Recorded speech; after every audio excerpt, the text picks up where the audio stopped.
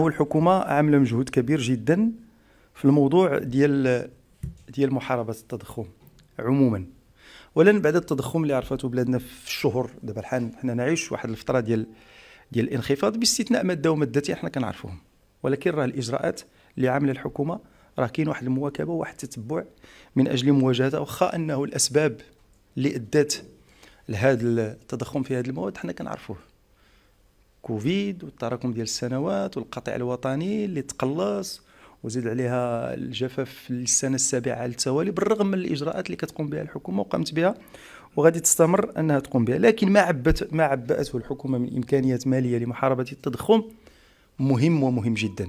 نحن البلد الوحيد الذي يدعم سلاسل الإنتاج في الإنتاج، ندعم المدخلات ديال الخضار أكثر استهلاكا من طرف المواطنين، دعمنا في واحد الوقت النقل، دعمنا أيضا عبر صندوق المقاصة مجموعة من المواد، تعمل الإجراءات المرتبطة بالدعم الاجتماعي، تعملت الإجراءات المرتبطة بالحوار الاجتماعي. لولا هذه الإجراءات كلها لكان الوضع غادي يكون مختلف، لكن هذه الإجراءات على الأقل يعني ساهمت مساهمة، والحكومة معبأة خاصة في هذه المرحلة هذه اللي هي كتعرفوا جميعا المرحلة ديال رمضان، من أجل أنه تكون واحد يعني المواد الاستهلاكية متوفرة وتكون أيضا موجودة بشكل كامل.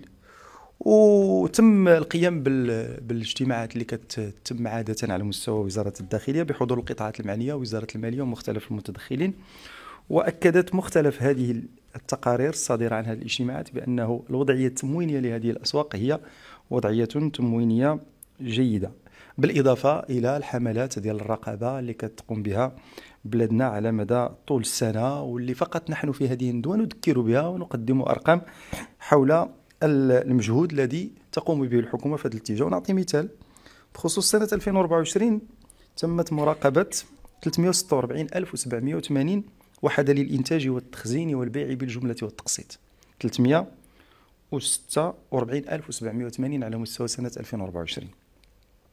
وأفضت هذه العملية إلى ضبط 20,475 مخالفة، منها 4,598 شكلت موضوع إنذارات للمخالفين، و15,877 تم إنجاز محاضر بشأنها وإرسالها إلى المحاكم المختصة.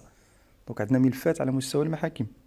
وقامت اللجان المعنية خلال الفترة المذكورة بحجز وإتلاف 1010 طن من المنتجات غير الصالحة للاستهلاك أو غير المطابقة للمعايير التنظيمية المعمول بها. أما خلال الثلاث الأسابيع الأولى من شهر يناير فقد تمت مراقبة 21,166 وحدة وضبط 1,194 مخالفة، 924 منها تم اتخاذ في حق أصحابها إجراءات زجرية كما ينص عليها القانون، و270 كانت موضوع إنذارات. كما تم حجز خلال هذه الفترة ما يناهز 216.5 طن من المواد اللي غير صالحة للاستهلاك أو لا غير مطابقة للمعايير.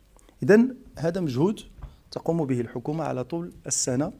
وأنا نقول لكم موضوع ديال التضخم هو واحد من المواضيع التي تحظى بتتبع مباشر لهذه الحكومة. قبل المغادرة لا تنسوا الاشتراك في قناة العمق المغربي وتفعيل الجرس ليصلكم كل جديد، ولا تنسوا مشاركة الفيديو والضغط على زر الإعجاب.